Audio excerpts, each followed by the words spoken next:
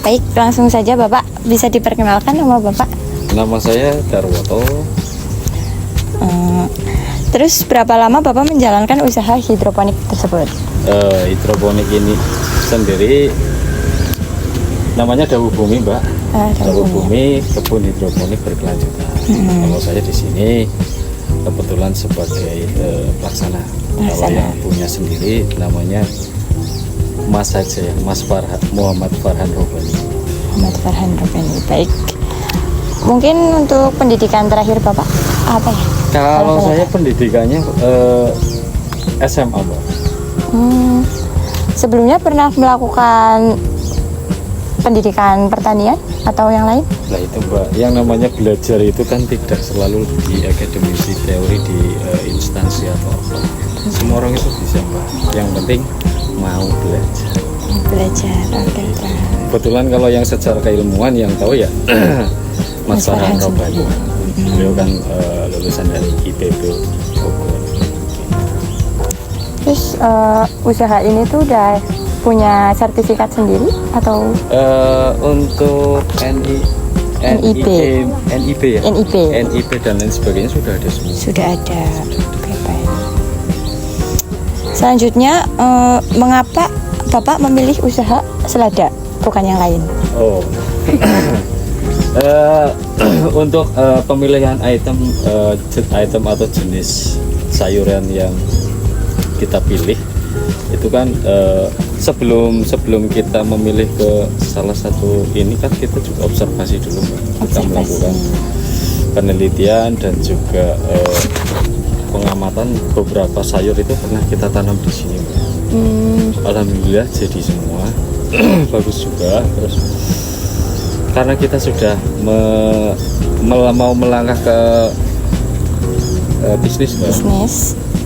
Untuk yang utama yang mempunyai nilai jual tinggi dan juga daya serap di Purwokerto. Kebetulan makanya kita pilih sayuran daun ya ini Mbak, selada. Lalu untuk luas areanya berapa ya Pak? Luas area yang digunakan ini baru sekitar 15 kali 10 meter. 15 kali 10 meter persegi. Kalau totalan luas lahan ini kurang lebih itu ada 45 sampai 50 ubin ya. Selanjutnya berapa jumlah tanaman selada yang ditanam?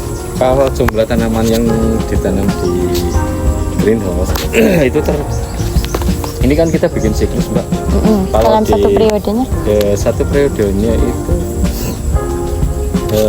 ini kita bagi jadi A, B, C, D, E, F atau 6 meja. Satu meja itu rata-rata kurang lebih itu ada 200 lubang tanam. 200 kali 6 kurang lebih 1200 lubang. Itu di pendewasaan. Kalau di peremajaan sendiri di sana itu kurang lebih ada 800 Mbak. Ada 800 lubang tanam. Jadi kurang lebih ada 2000 lubang tanam. Itu pun belum lagi setiap seminggu 2 kali kita semai. Habis itu setelah 2 minggu semai nanti kita pindah ke peremajaan. Habis peremajaan nanti pindah lagi ke pendewasaan. Jadi kita bikin siklus ya. Kira-kira berarti selama 1 tahun berapa kali panen itu Pak? Waduh, kalau dihitung banyak banget. Banyak ya. Kalau dihitung banyak, kalau 1 tahun banyak. Kalau ini tanamnya kan kurang lebih dari semai sampai panen itu ada kurang lebih 56 hari. 56 hari. Oh, kalau untuk hasilnya berarti sekali panen itu? Hasilnya sekali panen itu kurang lebih plus minus ya Mbak. Iya, nggak bisa dipastikan. Iya, karena banyak faktor yang mempengaruhi. Kalau cuaca bagus, terang dan lain sebagainya, kurang lebih ya sekitar 20 sampai 30 kilo. 20 sampai 30 kilo. Baik. per 1 kali. Tapi dengan catatan tidak ada kendala, karena hidroponik itu perawatannya benar-benar harus telaten. Pagi sore harus dicek semuanya, yang utama ya nutrisi, kandungan pH, kondisi tanaman. Berapa jumlah pekerja yang membantu usaha ini? Jumlah pekerjanya kebetulan baru 2 orang mas, saya sama istri. Untuk istri untuk bagian pembukuan manajemen, kalau saya bagian teknis baik di lapangan ataupun di pemasaran. Oke. Apa saja masing-masing tugas masing-masing para pekerja? Kalau bagian pembukuan ya pasti otomatis mencatat keluar masuknya barang, operasional dan lain-lain. Kalau saya tugasnya ya nganter, manen, dan juga lain-lain lah. Kurang lebih seperti itu mas. Ya. Baik, sistem pembayaran pekerja seperti apa? Harian atau mingguan atau bulanan? Oh, untuk sekarang kebetulan karena ini masih skala kecil mas. Kebetulan kita kerjasama mas, kerjasama sama yang punya. Kebetulan kan kita ada sesuatu yang lebih besar lagi yang pengen diraih. Karena Mas Farhannya sendiri juga enggak di sini. Mutlak semua saya yang handle. Jadinya gaji dan lain sebagainya ya, itu masuk saya sama istri semua mas. Oke. Luar biasanya di situ. Siap. Oke. Kita masuk ke teknik budidaya hidroponik. 1. Sistem hidroponik apa yang digunakan? NVT, DFT, WIS, dan lain-lain. Kalau ini kita makanya NFT mas. NFT. Kalau NFT kan Not Nutrient Film. Jadi sistem hidroponik di mana air itu mengalir setipis kaca. Gitu. Itu pun jarak antar kemiringannya juga berpengaruh mas terhadap tumbuh kembangnya tanaman. Makanya untuk idealnya setiap 1 meter itu kita turunkan ke 5 cm. Berhubung ini 8 meter, kurang lebih turunnya ya sekitar 40 cm dari input sampai output. Bagaimana proses penanaman selada dari penyemaian hingga panen? Wah. Penyemaian, kalau menyemai selada bagusnya kalau mau pagi sekalian, kalau mau sore sekalian. Kenapa seperti itu? Karena kalau pagi itu masih cerah, masih itu juga, sore pun seperti itu. Disemai kurang lebih nanti 2 atau 3 hari dia udah berkecambah. Terus nanti treatmentnya atau perawatannya paling kita pakai spray mas, spray pakai semprotan gitu. Itu pun treatmentnya kalau dari kita setiap kebun beda-beda loh mas. Ulang ya pak. Oke. Sistem hidroponik apa yang digunakan? NVT, DFT, WIS, dan lain-lain. NFT mas, Nutrition Film Teknik. Oke. Yang kedua itu bagaimana proses penanaman selada dari penyemaian hingga panen? Oh, proses penyemaian kita ada tempatnya sendiri mas di sana.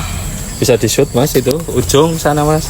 Lah itu tempat persemaian, biasanya di sana itu kurang lebih 2 minggu. 2 minggu nanti kalau udah disemai itu, kalau sudah 2 minggu nanti kita masukkan ke permajaan. Permajaan itu sebelah sana mas, bisa dilihat. Jadi kita bikin sistem 2 minggu di sana, 4 minggu di sini, baru sisanya 3 minggu di sini gitu. Ini untuk permajaan dan untuk pendewasaannya di sini. Jadi setiap kali nanti kita selesai panen itu langsung rotasi, yang dari permajaan masuk ke pembesaran, yang dari semaian masuk ke permajaan. Jadi tidak putus. Oke. Nutrisi apa yang digunakan untuk penanaman, untuk tanaman ini? AB Mix mas. Aprimek. Abemik itu keluaran pabrik banyak mereknya, di toko pertanian juga banyak. Oke. Seberapa sering pemberian nutrisi dilakukan? Pemberian nutrisi dilakukan, kita cek secara berkala mas, pagi dan sore itu. Lihat debit airnya juga yang ada di tandon, semisal nanti dia berkurang atau apa ya nanti kita tambah. Dan juga yang utama ada alatnya juga untuk mengecek baik itu pH air ataupun untuk mengukur ppm-nya atau kekentalan nutrisi. Itu ada alatnya, namanya TDS meter. Apa kendala yang sering dihadapi saat budidaya selada hidroponik? Kendala yang dihadapi kebanyakan satu faktor cuaca mas. Yang kedua ya jelas dari gangguan hewan mas, hewan atau hama itu ada, baik itu dari tikus, serangga, lalat, kupu. Iya, ada lagi. Bagaimana cara mengatasi hama atau penyakit pada tanaman? Meminimalisir itu ya seperti kita pasang yellow thread, tujuannya ya untuk menangkap hama-hama kecil yang ada di kebun. Di samping itu juga kita pasang insect net mas, untuk proteksi yang luar. Nah, kita pasang insect net. Tujuannya untuk apa? Supaya hewan-hewan luar itu nggak bisa masuk. Kayak gitu. Oke, sekian. Terima kasih. Assalamualaikum warahmatullahi wabarakatuh. Waalaikumsalam warahmatullahi wabarakatuh. Oke, kita lanjut ya Bapak. Iya, Mbak. Berapa sih modal awal yang digunakan untuk memulai usaha hidroponik ini?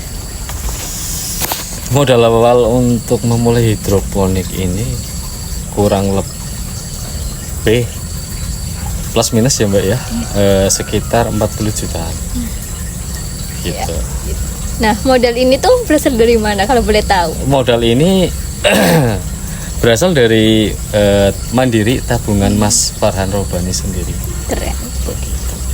Nah, untuk biaya operasionalnya tuh yang dikeluarkan setiap bulan biasanya kira-kira berapa? Untuk biaya operasional rataan Mbak, tergantung sih. Kalau kita untuk 1 minggu sekali panen, 1 minggu sekali, estimasinya kita keluar sekitar 800-900 ribu itu 1 bulan. Dan untuk kalau ini udah seminggu panennya 2 kali, itu berarti kurang lebih ya 2 kalinya itu Mbak. Mantap. Untuk biasanya tuh modal awal mulai kembali atau gimana gitu? Modal awal ya kita selalu berputar Mbak. Karena ini kan skalanya baru masih skala kecil Mbak. Tapi ya lumayan sudah ada progres ke sesuatu yang lebih baik lagi kayaknya. Apakah pernah mengajukan pinjaman atau bantuan modal dari pemerintah gitu? Alhamdulillah belum, tolong diajukin nanti ya. Jangan Baik, cuma baik, demo-demo aja. Diituin ke dosennya atau ke fakultasnya kayak gitu. Barangkali nanti bisa buat bekerja sama juga buat tempat penelitian dan lain sebagainya, bisa Mbak. Siap. Oke. Kayak kita selalu terbuka kok Mbak. Ngomong. Siapa saja sih yang biasanya membeli selada hasil panen Bapak ini? Jadi ya kan konsumen kita itu biasanya untuk pemasarannya sendiri kan kita B2B sama B2C Mbak. B2B itu business to business, B2C itu business to customer. Kita biasanya kalau yang di itu ya di kafe ada, di semacam onlinean juga ada. Online shop, ya? Iya, online shop, tapi dia bergerak di bidang makanan juga kayak barbecue dan lain sebagainya. Terus di supermarket kita juga ada di situ. Untuk harga jual selada saat ini tuh berapa Pak? Harga jualnya kita mengikuti pasar ya Pak ya. karena situasi global kan lagi tidak stabil gitu. Efek dari perang, kenaikan BBM dan lain sebagainya. Di samping itu kita juga lihat di pasaran. Berarti mengikuti pasar gitu ya? Tuh. Kira-kira berapa itu harganya gitu? Harga jualnya. Iya. Kita bervariasi Mbak. Antara B2B sama B2C kita kasih harga beda Mbak. Karena apa? Karena kalau yang B2B kan dia dijual lagi, kalau B2C dia dibuat di konsumen sendiri gitu. Ada perbedaannya. Ada kita kasih harga, ada yang per piece, ada yang per kilo. Kalau untuk per piece itu berapa? Kalau per piece itu sekitar 150 sampai 200 gram. Sesuai kualitas gitu ya Pak? Sesuai kualitas. Kita juga, sebenarnya juga bisa jual harga murah, tapi balik lagi seperti yang kita awal dari Mas Farhan, kita pengen menciptakan pangsa pasar sendiri. Bisa dikatakan bibit yang kita jual ini pun selada yang kita jual, bibit yang kita pakai pun bibit impor, boleh dikatakan bibit sultan lah. Ada rasa, ada kualitas. Gitu. Nah, apakah pernah bekerja sama dengan restoran, hotel, atau supermarket? Kalau hotel belum, kalau restoran ada, supermarket ada. Hotel kita pernah diituin DM, tapi waktu itu karena kita belum siap, jadinya belum berani lah Mbak, karena waktu itu Mas Farhan masih sendiri, belum membuat orang-orang kayak gitu. Kurang lebih seperti itu. Ada lagi? Sudah. Oke, kita lanjut. Apa keuntungan hidroponik dibanding pertanian biasa ya Bapak? Keuntungan hidroponik dengan pertanian biasa, dari kualitas, dari rasa, dari daya tahan itu berbeda kayak gitu dengan pertanian yang biasa, dan juga lebih maksimal hasilnya begitu. Oke. Apakah penggunaan air pada sistem hidroponik ini lebih hemat? Penggunaan air lebih hemat Mbak. Ini kebetulan kita pakai airnya juga air dari Pam Simas, tapi semua air sebenarnya bisa dipakai buat hidroponik. Cuma untuk standar SOP-nya buat pemakaian air bakunya buat hidroponik itu yang harus diperhatikan itu pH-nya Mbak. Standar ya 5 sampai 6,5 lah untuk sayuran daun. Oke, baik. Bagaimana pengelolaan limbah dari usaha hidroponik ini? Pengelolaan limbah kebetulan kalau limbahnya kan barangkali berupa daun-daun Mbak, daun-daun yang nggak dipakai. Daun-daun pun kebetulan dari kita ada ternak kolam, ternak ikan, lele kayak gitu Mbak. Jadi kita manfaatkan buat pakan ikan kayak gitu. Ya, seperti itu. Lalu apakah ada upaya untuk menjaga lingkungan dalam proses produksi ini? Lingkungan yang utama Mbak, karena lingkungan itu berpengaruh terhadap tumbuh kembangnya sayuran yang ada di dalam hidroponik. Itu faktor paling dominan ya. Di sekitar lingkungan ya harus diperhatikan dari segi kebersihan, segi yang utamanya kebersihan lah Mbak. Bersih dan juga sirkulasi udaranya enak kayak gitu. Lalu menurut Bapak nih, apa kunci keberhasilan usaha hidroponik selada ini? Kunci keberhasilan hidroponik selada yang jelas telaten, konsisten, dan juga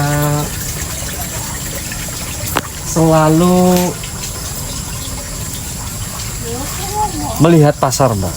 Kayak gitu. Yang utama ya kita harus konsisten, karena dengan konsisten mau nggak mau kalau sudah berbicara tentang bisnis kita harus konsisten terhadap baik itu hasil, bobot, dan rasa Mbak. Apalagi tentang sayuran. Betul. Oke. Apa keunggulan produk selada yang dihasilkan dibandingkan produk lain? Oh, kalau selada dari kita kebetulan kita pakai lada ini namanya Batavia lettuce Mbak. Ini memakai bibit dari luar. Ini kita bicara bukan tentang harga dan lain sebagainya, tapi kita sudah mencoba berbagai macam bibit benih baik lokal ataupun luar. Kebetulan pemilihan bibit itu penting, makanya kita pilih yang cocok dengan dataran rendah sini, yang bisa hasilnya maksimal, bisa ditanam bagus juga. Ya ini Mbak, Batavia lettuce kita pakai dari macam-macam, ada Jaipira, ada Jiangshan, bisa dikatakan itu harganya juga kelas sultan lah Mbak. Wah. Kelas sultan harganya di atas rata-rata, boleh dicek di online, harganya juga sudah lumayan. Makanya di situ kita jual kualitas. Oke. Lalu kendala terbesar dalam mengembangkan usaha ini itu apa sih Bapak? Kendala terbesar dalam mengembangkan usaha ya yang jelas utama modal Mbak. Karena modal itu kalau mau mendirikan satu greenhouse saja ini awal aja sudah sekitar 40 juta. Kalau yang standar minimalis, kalau yang istilahnya cuma atap UV, nggak dikasih insect net dan lain sebagainya, mungkin bisa meminimalisir. Tapi balik lagi kita lihat di lingkup sini Mbak, karena sini lingkupnya lingkup di persawahan, mau nggak mau kita kan harus meminimalisir hama. Makanya kita pakai insect net dan lain sebagainya. Oke, apa rencana pengembangan usaha ke depan? Rencana pengembangan usaha ke depan, alhamdulillah kita sudah ada lahan untuk produksi, mungkin untuk 5 tahun ke depan sudah dipersiapkan. Yang tidak kalah utama juga di samping buat bisnis, yang punya sendiri juga ingin berbagi ilmu, edukasi khususnya, itu sudah ada tempatnya juga Mbak. Nanti kita sediakan, sudah ada tempatnya, tapi untuk saat ini kita belum bisa kasih clue-cluenya karena saya juga sudah di warning sama yang punya. Kalau teman-teman mahasiswa nanya boleh Mas dikasih clue-cluenya, tapi nantilah kalau sudah fake udah itulah boleh dikasih tahu semua. Masih rahasia ya. Lalu apa saran bagi mahasiswa nih atau pemula yang ingin memulai usaha hidroponik? Kalau untuk para pemula, yang utama mulai dulu, jangan takut gagal. Karena kalau kita berangan-angan terus, kita nggak mencoba, kapan mulainya? Coba dulu, karena sukses itu berawal dari gagal dan mau belajar. Di situ mental petani itu diujinya di situ. Karena petani itu baik hidroponik atau konvensional, apalagi hidroponik itu tiap hari perawatannya khusus dan juga konsisten, dan juga harus harus rutin gitu Mbak, nggak bisa asal-asalan kayak gitu. Kalau kamu tanam hari ini, besok kamu juga panen. Tapi kalau kamu malas-malasan hari ini, besok kamu tidak akan mendapatkan apa-apa. Seperti itu. Oke Bapak, sangat bermanfaat sekali ya bagi mahasiswa. Oke, mungkin cukup wawancara ini ya Bapak. Terima kasih waktunya sudah bersedia memberikan waktunya untuk kita wawancarai.